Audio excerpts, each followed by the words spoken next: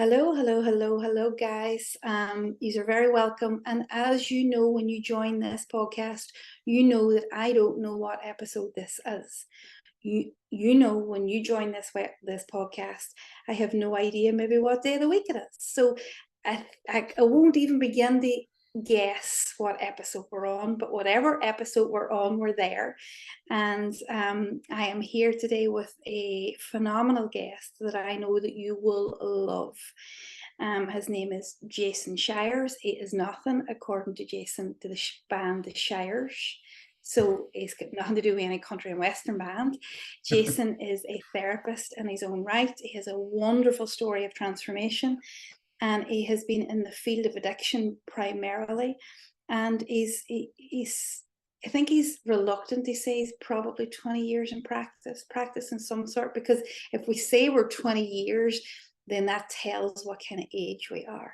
So I don't know if we're actually saying 20 years, but there we have that kind of, Jason has that kind of background to him. So he's been in this field for a long time, and he brings an amazing story of an amazing story of transformation. And as you know, when you're listening to this podcast, we come at this from a very kind of raw perspective, and we're always interested in what it takes to heal, and we're always interested in getting underneath and not just sitting at this kind of very basic surface level, which we know, if you want that, there's plenty of podcasts. But when you come here, you're listening to something that's a wee bit deeper, and I think this podcast will do that. So without further ado, I am not going to give you Jason's credentials. I'm going to hand over to him, and he's going to tell you a wee bit about himself. And then we are going to get into the detail of this. So Jason, over to you. Tell us what's happening. Where are you?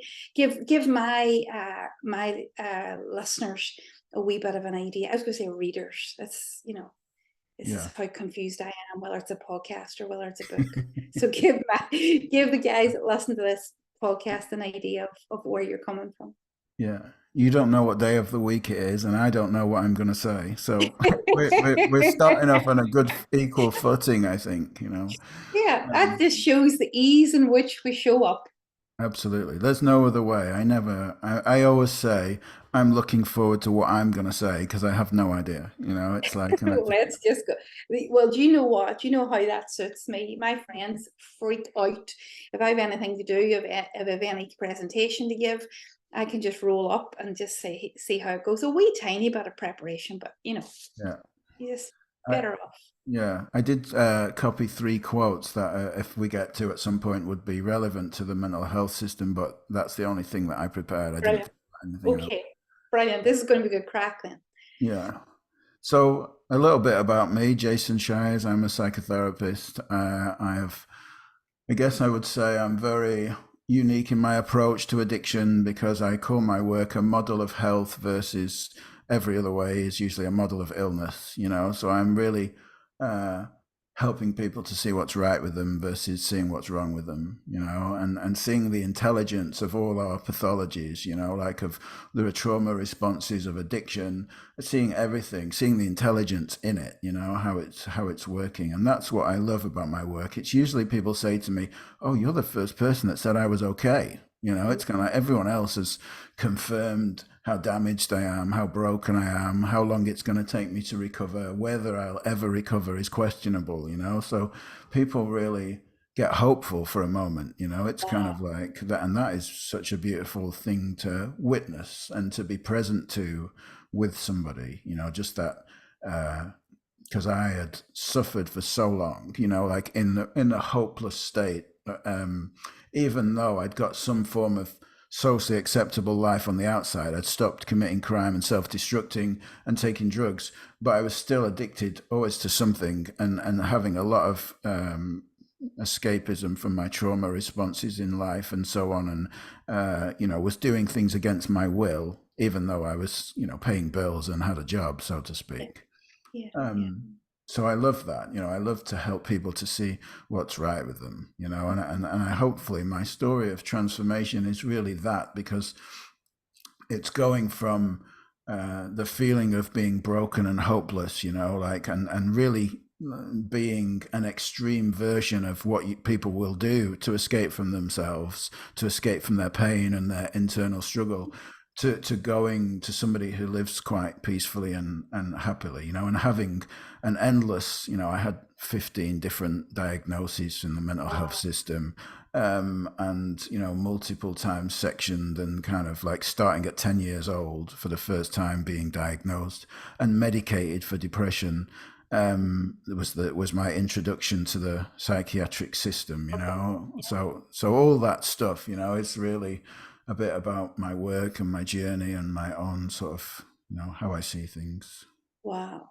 So you've had this long history of struggle, this long history of diagnosis and pathologizing what was happening on the inside from 10 to what age? What age did you arrive on the timeline when that began to break down or stop?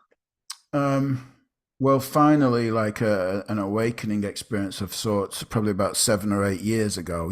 I've been on the journey. I mean, I'm 20. On Friday, I was 29 years sober on last Friday. So that was 17th of November, 1994. I went into rehab and I said yes to myself for the first time. But there was many years that I was free of drugs and alcohol, but still suffering with other things, and still in the psychiatric system, and medicated at times for different pathologies. So it was like there was some respite and some freedom, and some sort of socially acceptable behavior in life, but still underneath the surface, I was hiding a lot of pain and struggling. Yeah, and how many people are living like that?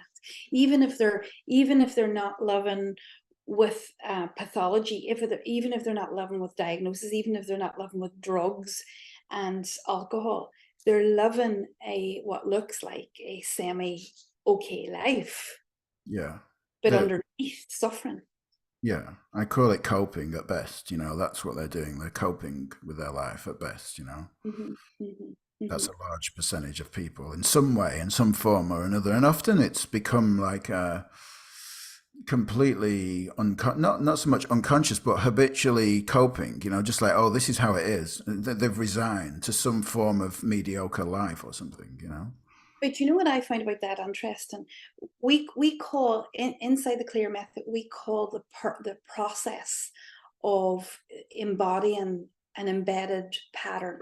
So just for the purposes of this podcast, we understand that the trauma gets embedded, and what happens is that embedded wound can get covered very easily. Can get covered by drugs, alcohol. It doesn't matter what it gets covered with. There's an intelligence to even how it gets covered. Mm, When it becomes embodied, when it resurfaces, when it shows itself, when it asks for healing, because it's as intelligent as the immune system. So when it asks itself to be healed, that can be some 20, 30 years away from the original trauma. mm, What happens, which is really interesting, is when that stuff gets birthed through the human experience, we pathologize that. And instead of seeing it as an alchemy, instead of seeing it as an opportunity for radical change, for radical healing, for radical alchemy of the pain within, we put it back to a pathology and push people back down the line again. mm. We say, oh, there's something wrong with you there now, kid.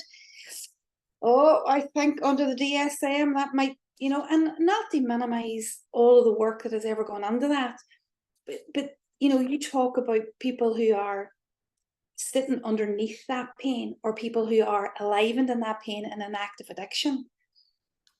The people who are alivened in pain in an active addiction are actually much closer to the pain than those that are just kind of bubbling over the top of it. Yeah.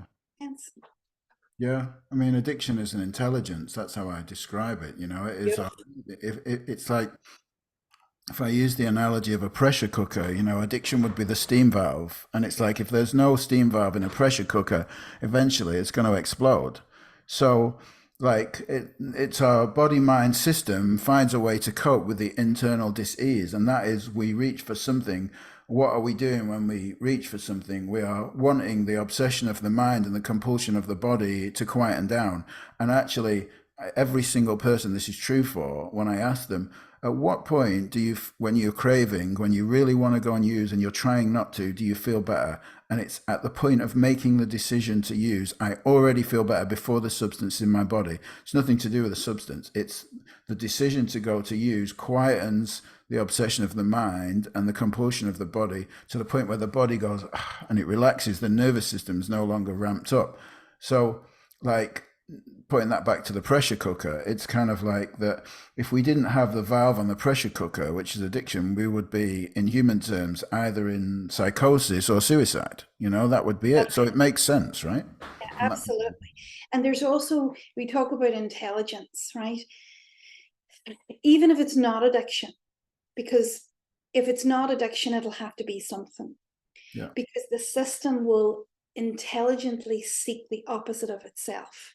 So if the system is wounded in worthlessness, Mm. it will try to seek a remedy to that worthlessness. Yeah. It'll try to seek something somatic that will somatically cross over and ease the pain and create something that is normally, not always, but normally the opposite of that worthlessness. So what does it seek? It seeks significance, it seeks egoic life, it seeks money, it seeks whatever. Look, whatever your poison is, it's kind of irrelevant. Yeah. It's Yeah. irrelevant what it seeks. The magnificence is that it tries to seek. And therein lies the key. Therein lies the quality of the conversations. What are you seeking? What is that pain? What is that? And how can we work with that? And how can we hear that? And how can we validate that? And how, because that's a whole other different conversation other than let's shame me for whatever you seek, whether that's porn, whether that's sex, whether it doesn't matter. Does it matter? Does it really matter? Mm. And I love that conversation because if you unshame what it is that is seeking, then you have a chance to listen. Yeah. How many people would benefit from that, Jason? Yeah. It's just saying yes to yourself at some point. I always try and get people to break that chain because it's like, okay, right now I'm seeking something. Is it okay that I'm seeking? No, I have judgment of myself as seeking. I Yes, shouldn't be something. And then I have judgment of the judgment and then yes, judgment of the judgment of the judgment. I say, so, okay, at what point can we break this chain and say, yes, it's okay that I've got judgment about judgment that I'm seeking? Okay, then we've stopped the yeah, perpetuating of the suffering, absolutely. And the importance, like I thought, I was um, a toxic. Isn't it amazing? I can't even find that word. Now there's something, a toxic positivity junkie. Mm, That was what my seeking was. Make it all good, make it all good, make it all right, make it all right, make it all right. mm, Seek the better, seek the better, seek the bigger house, seek the, you know, that's what I did. That was what my seeking was. Every mm. day, every moment, to keep this trauma pattern and patterns, multiple trauma patterns away from this experience of my inner world. Now, you look today, how if we look at the even the idea of toxic positivity, spiritual bypassing is on the same lines as alcoholism. Yeah. You don't want to be doing that. You want to be just going straight for the pain.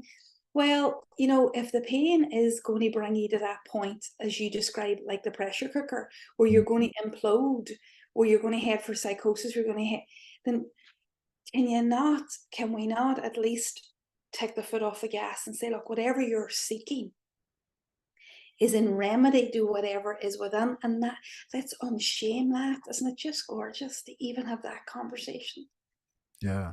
It's looking in a completely different place to like what's going on the outside and how do we give a technique or a process for stopping that so you can get it's just like so futile that approach to suffering. So futile. And what we understand within our method is that there is primary pain, and primary pain will create secondary pain by its very existence. So where there's a nothingness, where Mm. there's deep pain of nothingness, there will be a drive to create the opposite. And when there's a drive to create the opposite, there will be an addiction to that drive, which will create its own pain, which will create its own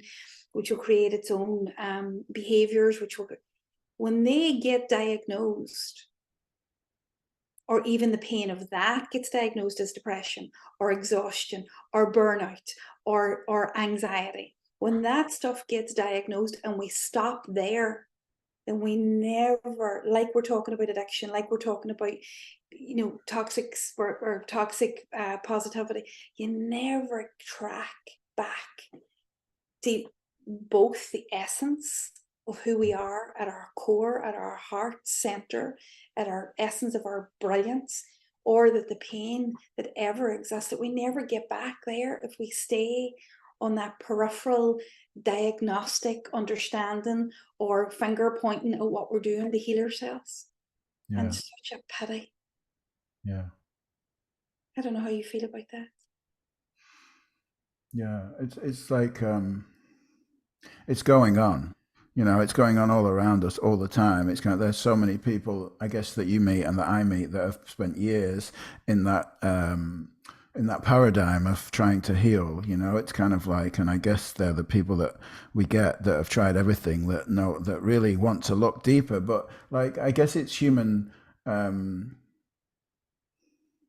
nature to not want to go. If you had the kind of like, let's give you a technique to fix this anxiety that you've got, or let's look at the real deep pain from your childhood and what happened and stuff, people want to go for the quick easy solution, right? It's kind of like that's what part of the whole system that's created.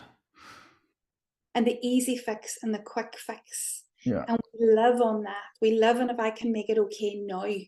Yeah. But not, and that's part of our model. Our part of our model is, and it's not for everybody, Yeah. because there are so, and that's okay too. That's all right as well. Yeah. What I advocate for is that we can at least support somebody if they want, if the conditions are right. Because you couldn't Mm. do this work if you're in active addiction. It would be impossible. No. So, if the conditions are right, if the steps are right, that we can go back.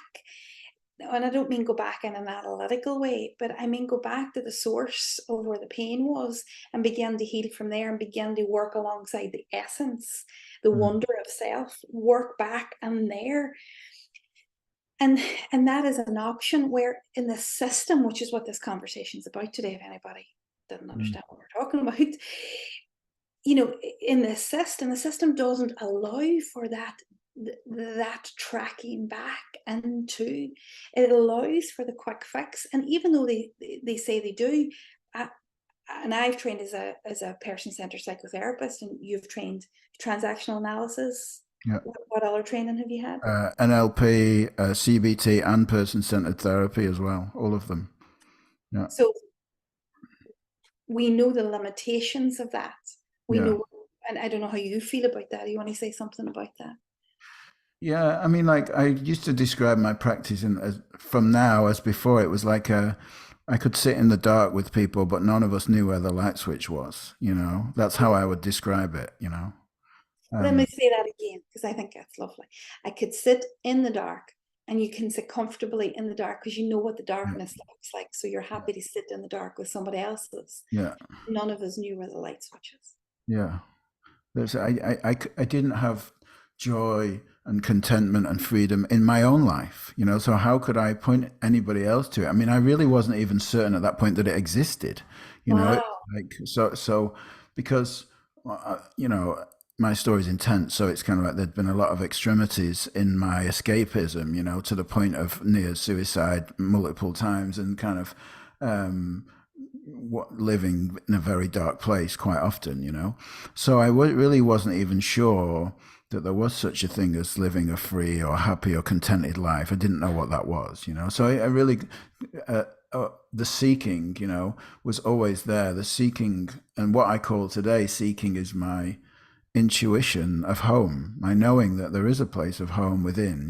It's not seeking. I just didn't know where to look. I seeked in relationships, I seeked in drugs, in fitness, in the gym, in gambling, in sex, in pornography, in everything. But I just didn't. No one had ever pointed me within and what that meant. How do I look within? What does that even mean? Like, whereabouts within? How am I the light? How is this darkness in me also the light? Yeah, How am I the way if I am lost? How yeah, am I, how am I the happiness if I am sad? How does this coexist within me? yeah. And that is so difficult for people. Mm, So difficult because of all I know is the darkness, and how the hell is the answer inside this? Inside, how is there any capacity in mm, this for anything but is other than that I experience? yeah. Mm. And I mean, that points me to another thing I love to say, and I think it came originally, I heard it from Abraham Hicks. It was that you can never get enough of what you don't want. And that is life's way of pointing us inside. It's kind of like, because we keep looking outside for solutions in relationships, in people, in sex, in money, in big houses and cars and weight loss and jobs and status and everything else that we look for. And it never works, right? It's always painful. It's kind of like inevitably it's always painful. And that is what I mean by you can never get enough of what you don't want, because you keep looking in the wrong place, and eventually life keeps forcing you back to look inwardly. Each time you find a new rabbit hole to go down, it's painful and it's messy, and it's like, and what's the end result of that is that, there's something in me that I need to see. This is pointing me to Back something in myself. Yeah, because there's a beautiful home inside of yourself. It's not outside of yourself. It's not in money or cars or sex or relationships. It's within. It's available now. and that's the essence of who we are. And Mm, then equally I would say, if the pain is within, then the answers to that pain is in that pain, yeah. which which is so difficult because you've this pain, but you've also got this essence. And Mm, the two of them coexist inside the same experience. It's just the pain often hides the home of who you are, the reality of who you are. And what I love about this conversation is that we're saying that there is nothing externally that is going to give you either the home of who you are or the answer to the pain that is within you, because mm, it's through that pain, it's understanding that is in you, not the pain of the of the secondary stuff, but the primary, where all of this started, the transformation of that, and the coming home to yourself is transformational. There is nothing then outside. Everything outside is a bonus, yeah. but Yeah. everything in is where it starts.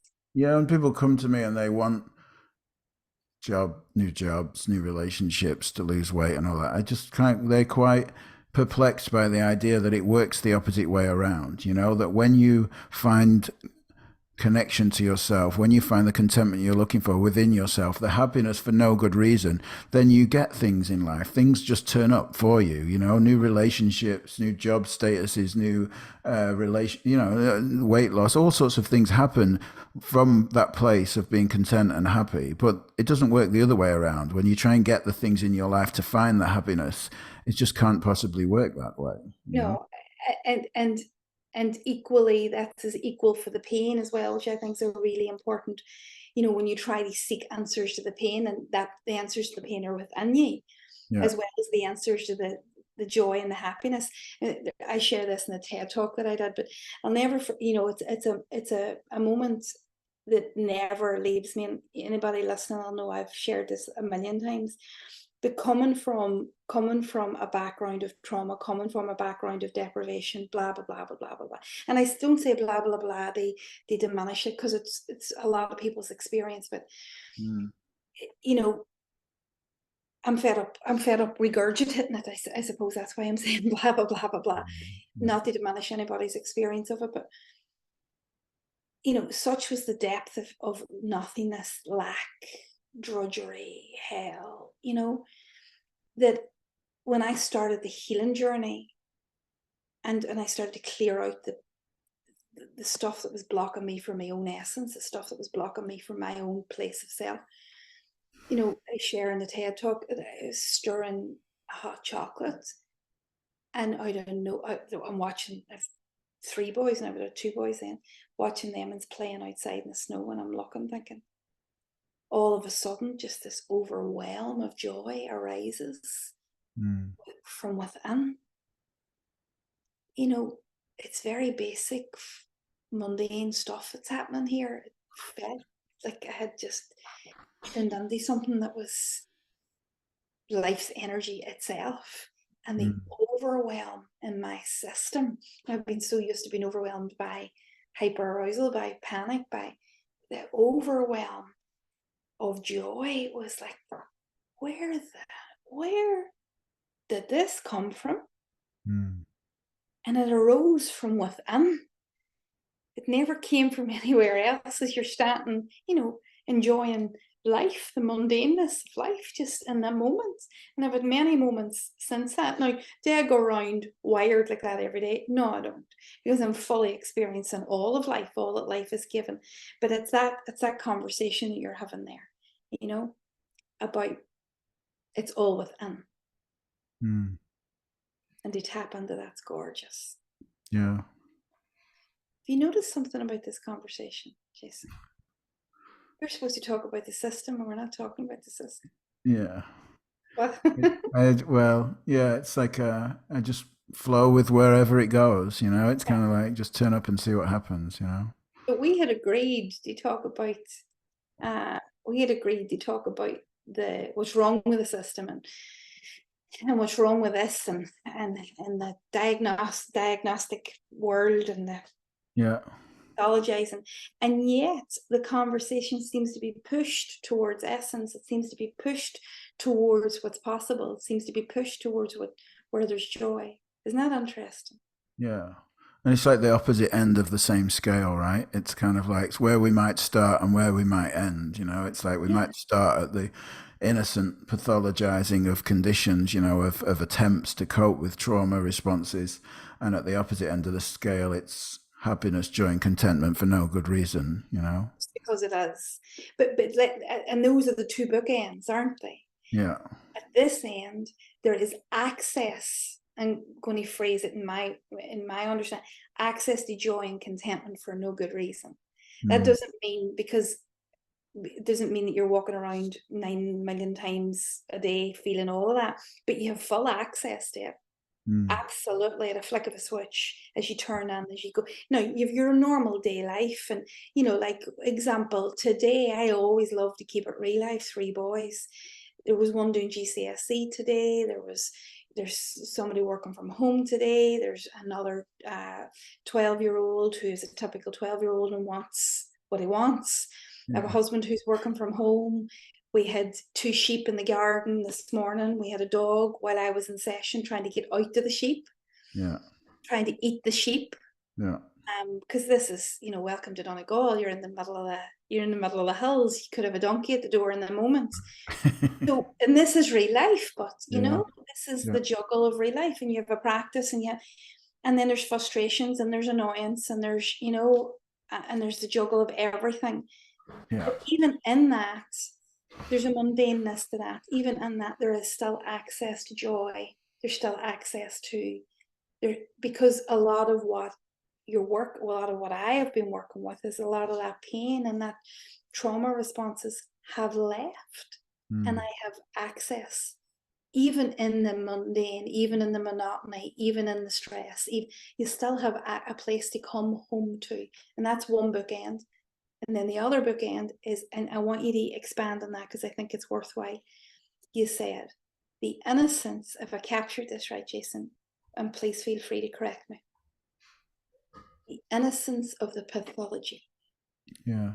Yeah, tell me about Yeah. that. Yeah, I say innocence because I know there's no maliciousness, you know. I know there's no like psychiatrists and psychologists are not going out of their way to give people a condition that they're going to suffer with. You know, it's like so I'm absolutely not against or um you know criticizing that system, you know. It's like but what I'm saying is perhaps not just in my own words. I'll read one of these quotes out, right? And like, because I like this because it's not just my opinion. You know, it's kind of like this is a quote from Dr. Thomas Insull. Now, if you don't know who he was, he's a neuroscientist and he was head of the National Institute for Mental Health for 13 years in America. So he has a highly prestigious position. And he said, I spent 13 years at the National Institute for Mental Health pushing on the neuroscience and genetics of mental disorders. And when I look back on that, I realized that while I think I succeeded in getting lots of really cool papers published by cool scientists at large costs, I think $20 billion we didn't even move the needle in reducing suicide, reducing hospitalizations, or improving recovery for the tens of millions of people who have mental illness. You know, that's not me just saying something's not working here. That's kind of like, that's somebody who is at the top of that chain, you know. And, you know, basically, I think like looking at that, looking at the constructs, and if you read the Book of Woe by Gary Greenberg, it kind of inspects the whole like creation of the DSM over years, you know, and it's like you can see some of these conversations where a group of people who are all human beings sat around going, well, I think it's 6 months. No, I think it's 9 months. Well, I think it has to be more than this and that. And so the whole thing about pathologies is that how they were created, you know, they're just people's subjective opinion on what the presenting behavior is. And if you really, I mean, there was a recent paper published by Dr. Joanna Moncrief, who was a professor at King's College in London, and she went through all the papers around SSRIs and depression over the years and basically cleared up the fact that there has never been any tests for mental illness. There's no such thing as brain chemical imbalance. And anyone who thinks they've got a brain chemical imbalance has been misinformed. It doesn't exist, you know? And one more thing, like if like this is my take on it, this is my thing. Like if you think about this, right? People are innocently conditioned to think that I look what I'm suffering. Okay, I've got people say to me, I've got mental health struggles. What do? I go to a psychiatrist because that's where you go if you've got mental health. They call it mental health. I call it mental illness. If you've got a mental illness issue, you go to a psychiatrist. So I go to the psychiatrist and I explain to them that I'm feeling this darkness. And he asked me how long it's been going on for and how intense is it and so on and so on. A series of questions from this list of his tick list out of the DSM. And I qualify for 6 out of these 9 conditions. And he says to me, there it is, you've got depression, right? So I went to this person with a list of things that I was experiencing, and he told me I had a thing. But then I'm going away and telling you that I do this because of my depression. And I'm telling everyone this is happening because of my depression. That's why I've got this, because of my depression. But depression was only ever a description of my symptoms. It was never the cause. It could never have been the cause because there's no such thing. And if you extrapolate that a wee bit further, and you take some of the symptoms like the darkness, and you take some of those symptoms that have been pathologized, and you further work with that symptom of darkness, that darkness is subjective. It's phenomenological to you, which means you experience that darkness so uniquely that it could never and should never be diagnosed, because your understanding of darkness and my understanding of darkness is so phenomenologically centered in our worlds and our experience of our lives.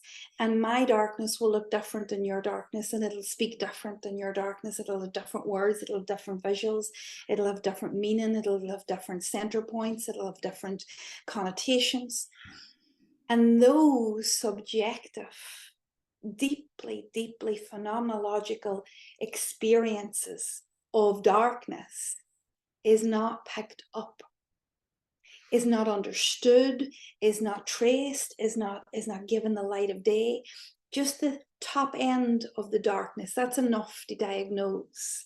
That's enough to say low mood. That's enough. Let's take that. But let's never let's never give voice to that is within. Let's never pay homage to that experience, because there's something intelligent in that experience that's trying to have its voice heard in you, through you, by you.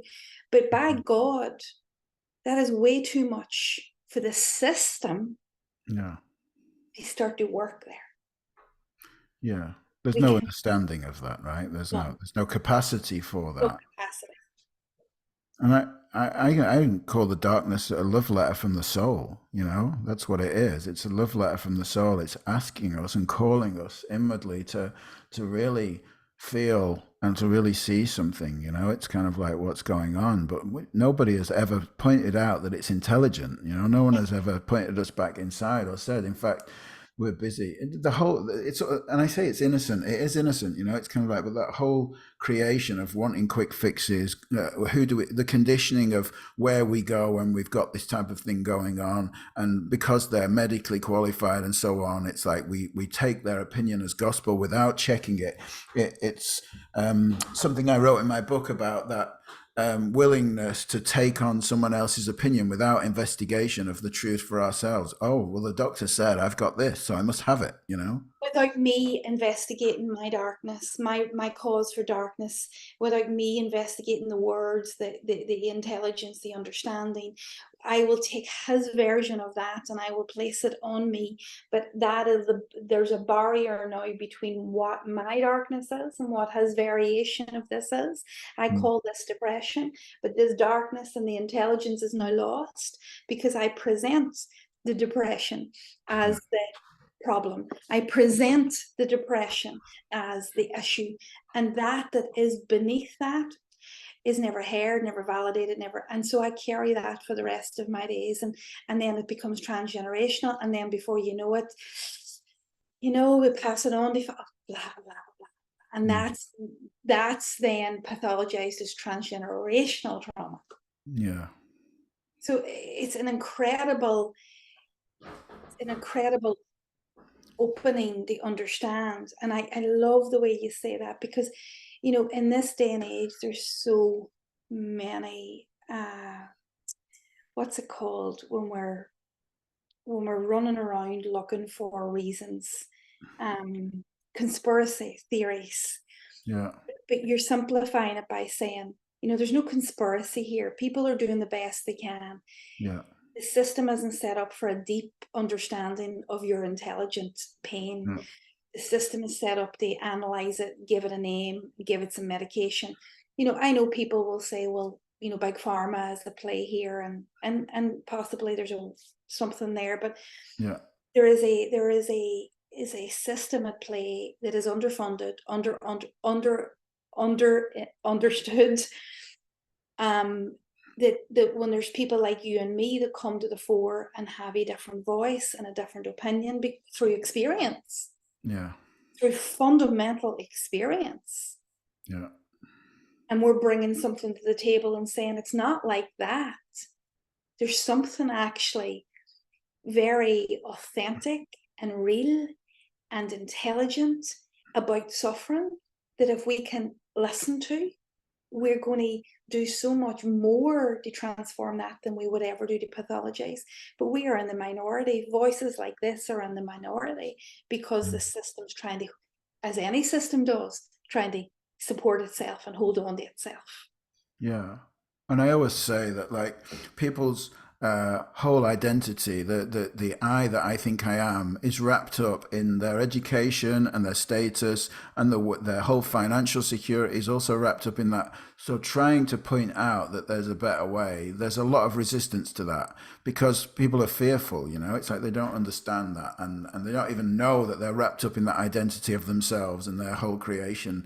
And all of us as human beings are somewhat, you know, somewhat wrapped up in our identity. You know, it's kind of like, but also when you're in a position of power, so to speak, you know, it's kind of like, and you've got clients and patients, whatever you call them, and the diagnosis, and you give medication, and you work with the pharmaceutical companies, and like, you're never gonna like pull that rug from under them, you know, because it's too much. There's more than that, as well, more than just the identification. It is the facing of your own pain. Yeah, that's true. And Yeah. and as therapists, and as a therapist who sits down in front of somebody else who's got pain, if we're not actively working with our own both essence and pain, then we don't qualify to sit in front of somebody. No. And so there is a protection of self, not just an identity, but a protection of the pain, protection of the patterns of trauma. And when I talk about trauma, I'm not just for the purposes of talking about trauma. I'm not just talking about the nervous system response. I'm talking about the entirety, the entirety of the sense of self and the sense of understanding of all of that stuff. Mm. But that's another risk, because not only am I giving up if I have to think about maybe this practice could be done in a different way. Maybe I don't need to diagnose. Maybe I don't need to medicate. If I have to move away from that, then my identity changes. I get that. But also I might have to examine my own inner world. Mm. Yeah, Now, because people's whole persona and identity are built based on their own trauma responses quite often, like completely unconsciously, nervous system, whether there's a small amount of, like lack of nurturing or something like that in childhood, it's like whatever persona I developed as a way of offsetting that within the body, it's kind of like, or if there's a deep intrinsic suffering, generational stuff, violence, abuse, rape, so on, like what I then created myself as a way of offsetting the pain of that, it's like it's wrapped up in that identity too. without ever doing the work, Yeah, ever doing the work that is at the heart of that. So the yeah, sense of self that arises is in a response to the work, but the work still remains. yeah, So if I am determined to face that, this whole fucking world could crash down. Because that was part of my, my stories at 25, I started to turn in. Because from 15 to 25, I was constantly on the outer. I was constantly on the make it bigger, make it better, bigger house, get there, build a business, where, because that's part of my essence as well. I have a lot of energy, a lot of capacity. So my energy, my essence, the sense of who I am, and in essence, use the pain, that makes sense, to drive me forward, to yeah, stay away. But, then at 25, that was just the shit show, because I was at a brick wall. Now I have to face what this is. yeah, And that, that I remember literally rocking up and down, and I had a newborn baby, and I remember reading, I think it was Emily Bronte's, a quote from her book, "No coward soul is mine, no coward soul is mine, turn and face it, whatever this is, whatever this material it is engulfing you, birthing through you, you're gonna have to face it, my love." There ain't no more hiding, there ain't no more you're running a road. yeah, And that's the reality for most people that have to face it. So when we talk about, when we talk about a system is filled with people, and people are filled with pain, and who wants to face their own, that's the psyche, the human psyche. For, Freud talks about, pain, pleasure. We're predisposed to run. yeah, So we're talking about change, and we're talking about turning and change. It's, you're breaking down an entire, not just the system of diagnosis, pathology, or medication, but you're talking about the people involved that might have to face themselves. It's just too much. yeah, yeah. Life will beat you into a state of reasonableness. What, That's what say that again? life will beat you into a state of reasonableness. I think that's like the inevitability for anyone suffering and struggling. It's like that's what happens. It's like like you with that moment, stirring the hot chocolate, or that moment with the baby. It's kind of like something, life has took you to that place, where you know, I sometimes say with people, with friends around the addiction world, it's like we'll get them on the next lap. It's kind of like you get to a point of being broken, and then something happens and you take off again, and then you come back to that place of being broken. And when that comes, then there's an opportunity for you to turn your attention to introspection and look inwardly rather than outwardly. And that is a beautiful gift, that life keeps giving us. It'll get you on the next lap. I love that. That's a great, because it does get you on the next lap. You can avoid it for now, but you get it on the next lap. So Yeah. what talking about here, just concentrate. I'm sure our listeners are probably thinking we could listen. Hopefully, they're thinking we can listen to this forever. We've two bookends. We've the bookend of pathology and on not knowing. We've the bookend of and please add to this. We've this bookend of pathologizing and outward looking and looking at behaviors and analyzing that and naming that. And there is no introspection in that. There is no what we call introspection, or intro. There is no metacognition. There is no psychosomatic unity. They're all big words, but what do they mean? It just means, do I know what's happening within me? Can I feel my bloody feelings? Do I know what my head is saying? Can I witness this pain within me? That's all that means. And then at the other end of that, we have this, ability to be within, the stopping to turn away, the grace, the look, the capacity to turn towards the sovereignty and agency and the trusting of self, the essence of self that awaits back there. And that's kind of where we are, isn't it? Between those two bookends at some level. Yeah. And I love the way you put it. And I think like what's important for people to know is that we all have that capacity to do that. It's absolutely built into us as human beings. And even when there's darkness, there's what I call the pilot light. You know, like the little pilot light on the boiler, it's kind of like it's always on. And like when you turn it on, it kind of fires it up. That pilot light, that's what I like to find in people. Where's the little, even if it's really low at a moment, where's the little light? You know, it's kind of like, because it's always there. You know, let's see what's when someone says I'm depressed and I say, oh, are you depressed always? And they say, yeah, all the time. You know, it's kind of like, and I go, okay, like I don't want to go into that. Like, give me a few minutes of talking and find something. Maybe they've got a dog or they like walking on the beach or something. I say, oh, what happens when you walk on the beach? Like, where's your depression then? And it's like, oh yeah, I realized that like for some reason it's just not there for a moment when I hear the sound of the sea or when I feel the softness of the dog or the dog sits on my knee or something, and it's kind of like, oh yeah, it's not permanent, you know, it's not who I am. And it's like seeing that little pilot light, that ability and that resilience that has carried them through, that's always been there, and they start seeing that, you know, for themselves. It's like that's the beautiful thing, to know that we're always okay, and sometimes we just think we're not, you know. That's what we get lost in, you know. Yeah, we get lost in the pain and the identification with the pain and the belief in the pain and the service of the pain, and the pain needs to service itself, and the birthing of the pain and all of that. But I love what you said there, just because I think it's a lovely way to end. That is never lost. That is home is never lost. Yeah. That, and I'm just trying to rephrase Yeah. or use your words. Yeah. That it is home is never lost. It's there. The capacity to be, to hear yourself, the capacity to be with your pain, the capacity to listen, the capacity to turn here and not towards a diagnosis. But that capacity remains. Now, if you've had a diagnosis, that doesn't mean there's anything wrong or bad. That's fine. You can still do both. We can Yeah. still close these both bookends Mm. close. So we can still have that and this. It's not one or the other. But the more that you understand that capacity is still within you, even after diagnosis, Mm. the pilot light is still on, the capacity is still there. Yeah, I worked with a psychiatrist who had a very spiritual understanding. He's 80 years old now, and like as a mentor, you know. And he said to me, "A diagnosis is a description of where you are at, not who you are." You know, and I used to like that. You know, it's kind of like because we do go through that suffering, and sometimes medication is needed. You know, as a way of coping. There's nothing wrong with that, but it's like but it's when we mistakenly identify with that and make it about who we are versus a place we were at where we needed some support, you know? But I love the honesty and the reality of that.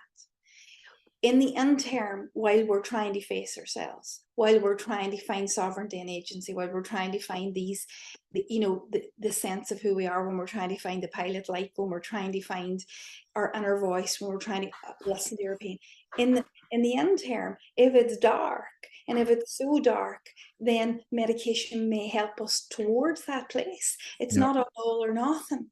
yeah, Yeah, we're absolutely. not anti-medication, not anti-diagnosis.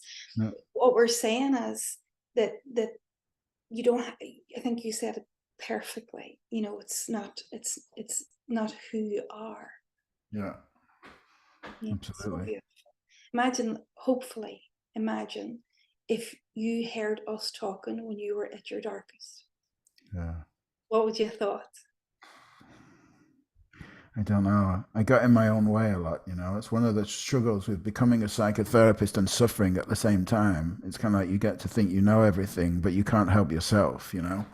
That was my thing. My ego became huge because of the qualifications, but my Emphasis. ability to kind of to be happy was just wasn't there, you know. And that was one of my own things that I learned. You know, I had to get out of my own way. So I think it's a beautiful conversation for anyone that's able to hear, you know, something, even if it's just a small crack in the walls of your belief about what's wrong with you. You know, it's like that's a beautiful place to look there. You know, if you got a sense of hope, you know, from something that you heard today, it's kind of look there, be curious about that. What is that? That little pilot light inside, you know, especially when there's darkness, there's always. I'm going to push you again, but I'm going to ask you that question again. Go on. Well, which one? If you were listening to this Yeah. podcast Okay. 20 odd years ago, Mm. what would you have thought?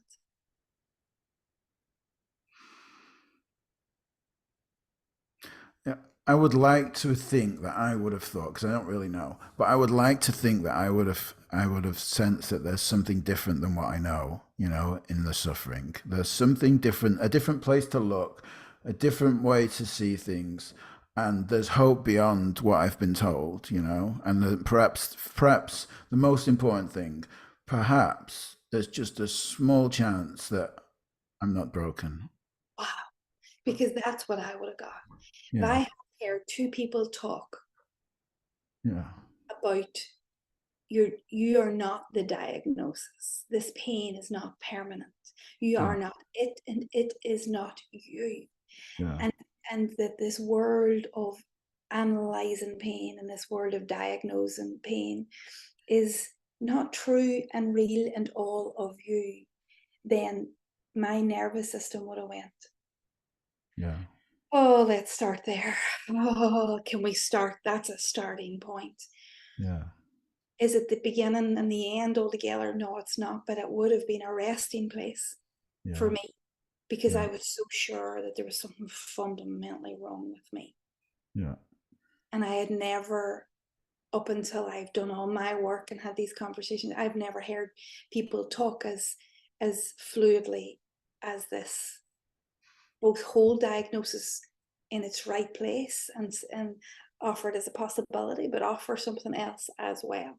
And that yeah, I think is just, it's not, that I just think is gorgeous. And I hope that for all you guys listening, I hope and pray that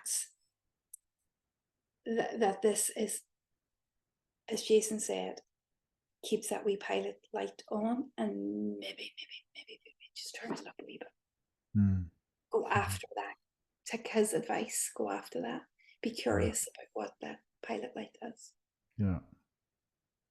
Thank you, Jason. I think that was gorgeous. Thank you. Thank you. Thank you so much. Oh, before we end, just Yeah, about to end, but before we end, I'll link all Jason's work, and if Jason's a book coming out, and I'll link all his stuff below in the show notes. But before we end, where can they find you online if they need to find you, Jason? my addiction website is called Infinite Recovery Project. My coaching is Wide World Coaching, and I've got a podcast called Misunderstandings of the Mind, which is lots of conversations around well-being. And yeah, You can find him there, and I will be sure to any of the books that he's given us, and any of the references, I'll be sure to stick them in the show notes for you all.